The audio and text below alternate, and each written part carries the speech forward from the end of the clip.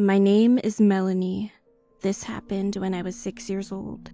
In 1989, I lived in San Bernardino, California. One night, after watching my favorite TV show, I decided to sleep with my mom. I used to sleep alone, but somehow I went to her bed and she smiled at me. While I was sleeping with her, I had a dream that I was at a park. It was sunny, and there were a lot of big trees around. I was in the car, and my mom was standing on the corner of the sidewalk. I struggled to open the door, but it didn't open at all. As I was pounding on the back of the car window, crying for her to help me, she just stood there, smiling and waving to me. Then I woke up, crying hysterically. Mom also woke up and rubbed my back, asking what was wrong, but I couldn't bring myself to repeat the horrible dream. Nothing. I told her and fell back asleep without any more bad dreams that night.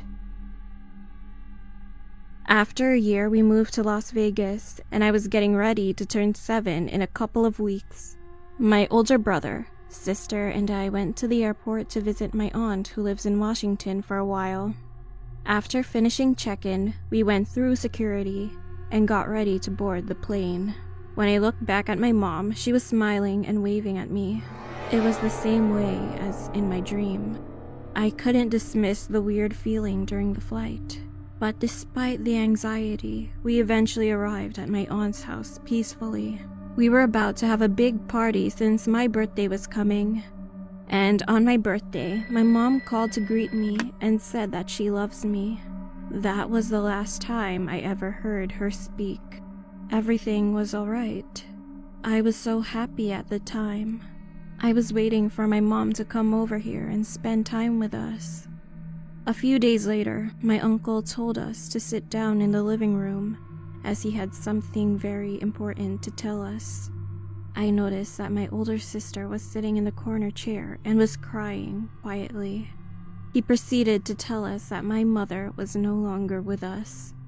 At first, I couldn't understand what he was saying. He then told us that she died from a car accident. There was nothing more devastating than that day. Everybody in the living room was crying with such piercing sadness.